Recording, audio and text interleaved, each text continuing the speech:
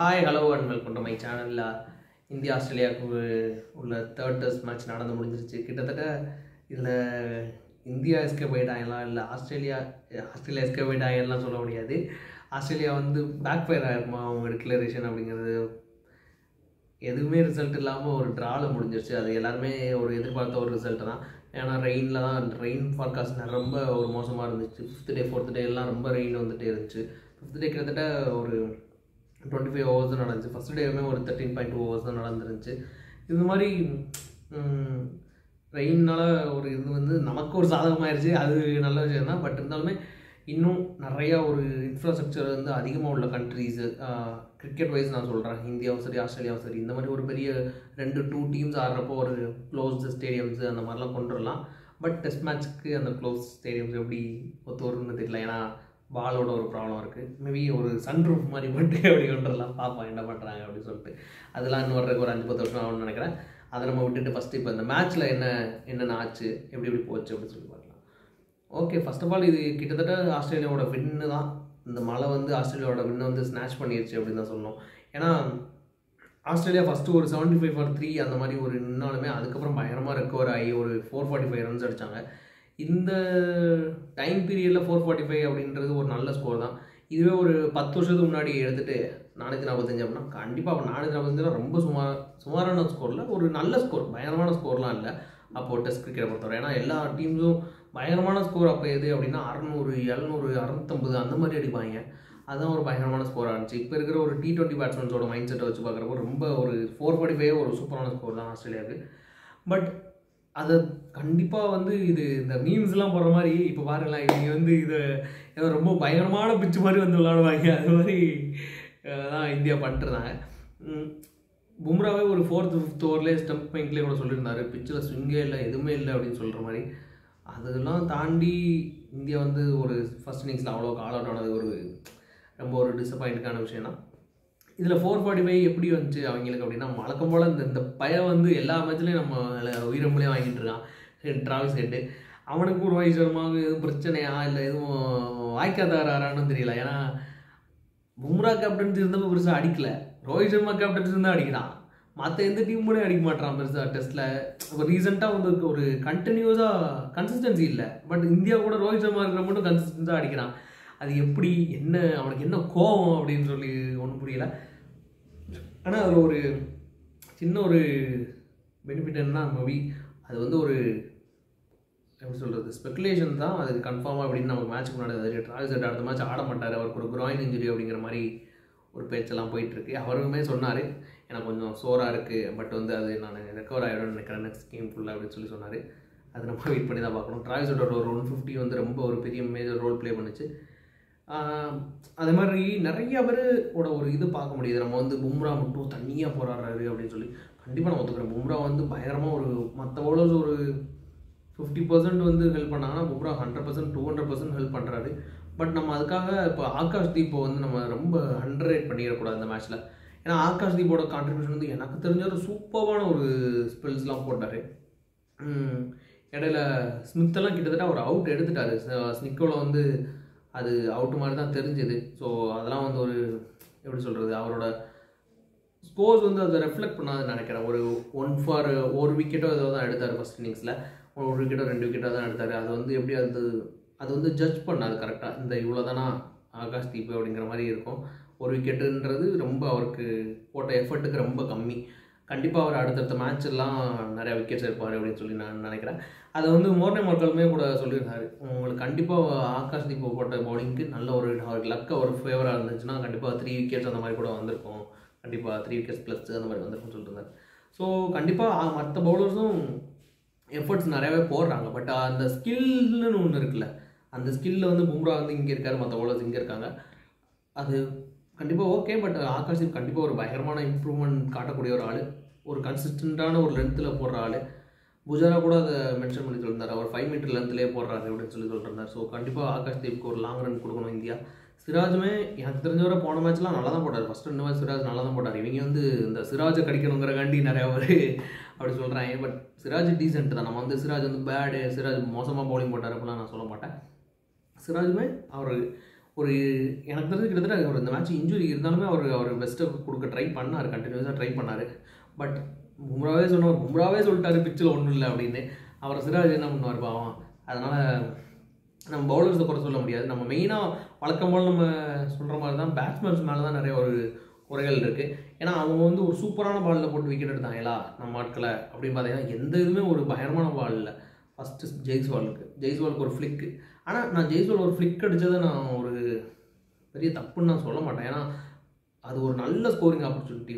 ஃப்ளிக்குன்றது நல்ல ஒரு பேடில் போடுறப்ப எல்லாருமே அதை ஆடுறதுக்கு தான் பார்ப்பாங்க. அந்த இடத்துல வந்து கமின்ஸோட ஒரு ப்ரில்லியன்ஸ் தான் அங்கே நான் பார்க்குறேன். பயங்கரமான ஒரு ஃபீல் செட்டப். கரெக்டாக மார்ஷோட கைக்கு போச்சு, எங்கேயும் மார்ஷ் ஆடவா செய்யவோ இல்லை, அந்த மாதிரி ஒரு ஃபீல் செட்டப்பு. ஸோ ஜெய்ஸ்வால் பண்ணிட்டு இவங்கெல்லாம் ஆடுன்னு சொன்ன மாதிரி அவங்கெல்லாம் அந்த மாதிரி தான் ஆடுவாங்க. அவங்ககிட்ட இருந்து நீங்கள் டொக்கோச்சு ஆடுங்க அப்படின்னா அது பெரிய ஒரு கஷ்டம் தான். கில்லு, விராட்டு இவங்கெல்லாம் வந்து எப்படி சொல்கிறது, ஒரு 5வது ஸ்டெம்ப்பு வரையா கூட ஆடலாம்னு வச்சுக்கோ. 4வது ஸ்டெம்ப் வரை தான் ஆடணும். 4வது ஸ்டெம்ப், 4th ஸ்டெம்ப் கூட இல்லை, 3rd ஸ்டெம்ப் வரையா தான் ஆடணும். 4th ஸ்டெம்ப் வரையா ஓகே. அவங்க ஒரு 6வது ஸ்டெம்ப்பு 7வது ஸ்டெம்புக்கு ஒரு பாலை போய் அடிச்சுட்டு இருக்காங்க. அங்கே போகிறத அடித்து சேஸ் பண்ணி தான் அவுட் ஆனாங்க. அவங்க வந்து பயங்கரமாக ஒரு இப்போ அடிலைட் டெஸ்ட்டில் போட்டாங்க. அடிலைட் டெஸ்ட்டில் வந்து நல்ல நல்ல பால்லாம் போட்டு அவுட் பண்ணாங்க இவங்களை. அந்த மாதிரி இந்த மேட்ச்சில் போடல. ஏன்னா பிச்சில் ஒன்றுமே இல்லை. பிச்சு வந்து ஒரு அவ்வளோதான், ஒரு தார் ரோடு பிச்சு தான் கிட்டத்தட்ட. அதில் வந்து இவங்க பேட்ஸ்மேன்ஸை டெம்ப் பண்ணாங்க நல்லா. அடி அடி அடி அடி அப்படின்னு சொல்லிட்டு அதில் டெம்ப்ட் ஆகி அவுட் ஆகிட்டாங்க நம்ம ஆட்கள்லாம்.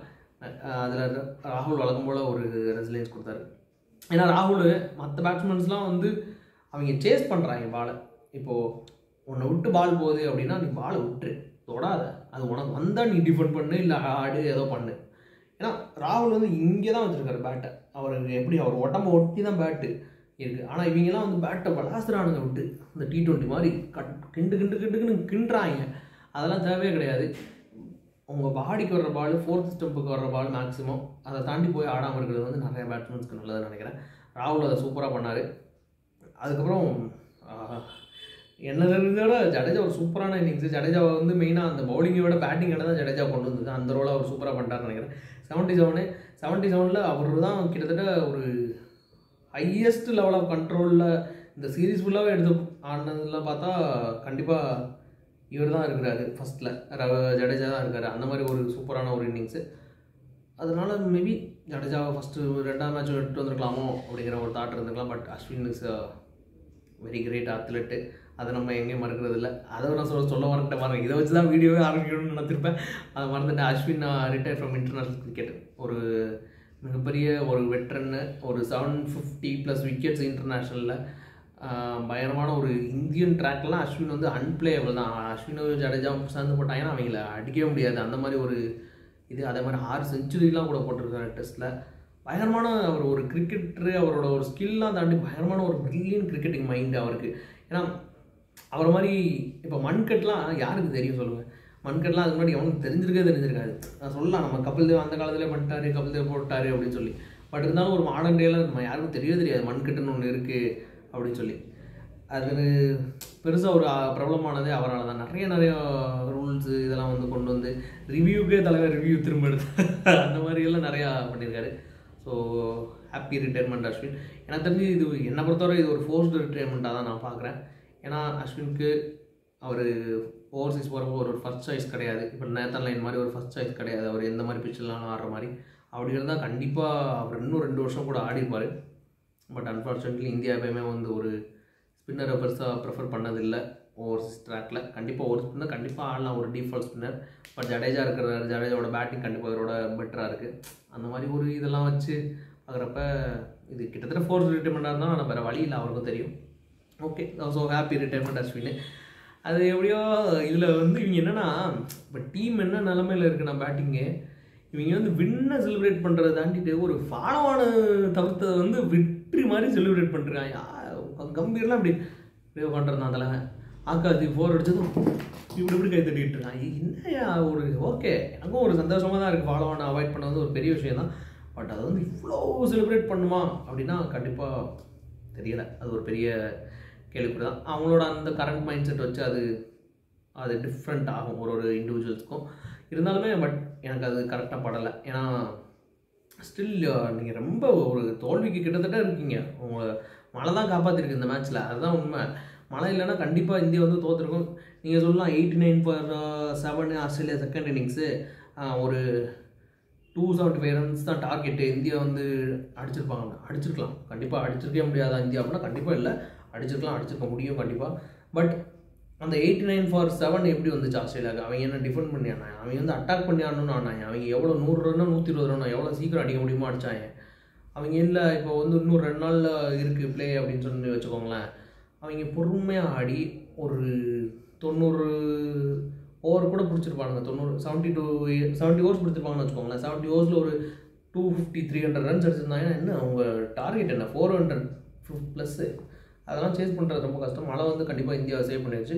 பட் இந்த மழையெல்லாம் தாண்டி இப்போ இன்கேஸ் 5th டே மட்டும் மழை வராமல் இருந்தால் இந்தியா சேஸ் பண்ணியிருக்கோம்னா கண்டிப்பாக நிறையா சான்ஸ் இருந்திருக்கு இந்தியா சேஸ் பண்ணுறதுக்கு. ஏன் சொல்கிறேன் அப்படின்னா, அவங்க ஒரு பவுலர் ஷாட்டு, மெயின் பவுலராக ஹேசல்வுட் இல்லை அங்கே, அது ஒரு பெரிய ஒரு பிரச்சனை அவங்களுக்கு. ஸோ இந்தியா சேஸ் பண்ணுறதுக்கும் சான்ஸ் இருக்குது. அதான் இவங்க என்னென்னா, அதான் இப்போ நிறையா பேர் அதை ஆல்ரெடி சொல்லிட்டாங்க. பட் இருந்தாலும் நானும் அதை சொல்லணும்னு நினைக்கிறேன். நம்ம ஆஸ்திரேலியன் டாப் ஆர்டருக்கும் நம்ம டாப் ஆர்டருக்கும் பெரிய வித்தியாசம்லாம் இல்லை. 2 பேருமே ரன்ஸ் அடிக்கிறது கிடையாது. ஆஸ்திரேலியன் டாப் ஆர்டர் நம்ம டாப் ஆர்டர் ரன் அடிக்கிறது கிடையாது. எக்ஸப்ட் நம்ம இதில் ராகுல் ஒரு 78 அடிச்சிருக்காங்க. அவங்க இதில் யாருமே 50 போடல டாப் 3ல். ஸோ லபுஷேன் மட்டும் ஒரு 50 போட்டார் நினைக்கிறேன். ஒரு 75 ஏதோ ஒன்று அடித்தார். மற்றபடி யாருமே பெருசாக ஒரு நாக்கு ஆடலை.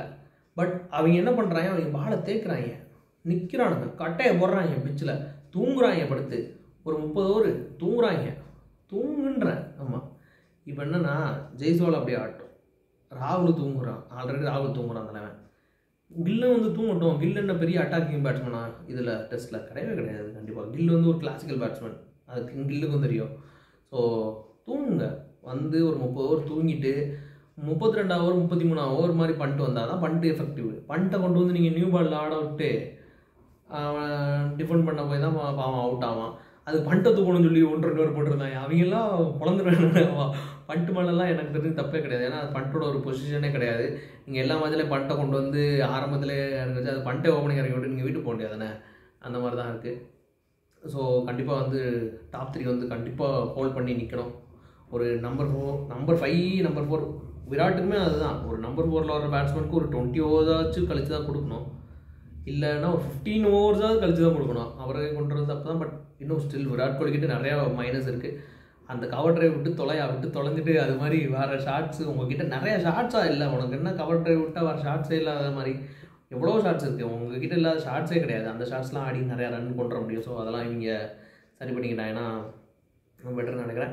கண்டிப்பாக இது ஒரு ஆனால் நல்ல பாய்ஸ்டாக இருக்குது இப்போ சீரீஸ் 1-1. இப்போ ஆனால் என்னென்னா WTC வந்து கிட்டத்தட்ட போயிடுச்சு தான். ஏன்னா நம்ம மற்ற டீமை டிபெண்ட் பண்ணியிருக்கணும், நம்ம கையில் விட்டு போயிடுச்சு அப்படின்னா நம்ம ஓன் கண்ட்ரோலில் இருந்து போயிடுச்சுன்னு தான் நினைக்கிறேன் கிட்டத்தட்ட. ஏன்னா அடுத்த 2 மேட்ச் வின் பண்ணுறது பாசிபிள் தான், பட் முடியாதுன்னா இல்லை, பட் கஷ்டம் அந்த மாதிரி தான். ஸோ பார்ப்போம் எப்படின்னு, பார்க்கலாம். ஏன்னா நிறையா சான்ஸ் இருக்குது, வின் பண்ண கூட சான்ஸ் இருக்குது. பட்டு 2 மேட்சஸும் வின் பண்ண முடியுமா அப்படின்னா கொஞ்சம் கஷ்டம். இருந்தாலும் ட்ரை பண்ணுவாங்கன்னு நினைக்கிறேன் நம்ம பாய்ஸு. ஏன்னா வந்து நிறையா ஒரு 7 நாள் பிரேக் இருக்குது. மெல்பர்னு சிட்னிலாம் நான் கொஞ்சம் நல்ல ரெக்கார்டுமே இருக்குது. ஸோ பார்ப்போம், அதெல்லாம் யூஸ் பண்ணி இந்தியா நல்லா ஆடுறாங்களா, அவங்களோட தவறுகள்லாம் சரி பண்ணி விளாட்றாங்களா அப்படின்னு சொல்லி நம்ம பார்க்கணும். கோலியும் கில்லும் நெட்ஸில் நிறையா ப்ராக்டிஸ்லாம் பண்ணாங்க மேட்ச் நடக்கிறப்ப. ஸோ பார்ப்போம் என்ன நடக்குது அப்படின்னு சொல்லிட்டு, அதை பொறுத்து தான் நம்ம அடுத்தடுத்து பேசணும். அடுத்தடுத்த மேட்சஸில் என்ன வருது அப்படின்னு சொல்லி பார்க்கணும். இந்தியா WTC ஃபைனல் போகுமா போகாதா அப்படிங்கிறது உங்கள் ஒப்பீனியன் சொல்லுங்கள். அது மாதிரி அஸ்வினோட என்ன மெமரபிள் மூமெண்ட்ஸும் உங்களுக்கு தெரிஞ்சால் சொல்லுங்கள். வீடியோ பிடிச்சிருச்சுன்னா லைக் பண்ணுங்கள், உங்கள் ஃப்ரெண்ட்ஸ்க்கெலாம் ஷேர் பண்ணி விடுங்க, அப்புறம் கொஞ்சம் சப்ஸ்கிரைப் பண்ணிக்கோங்க.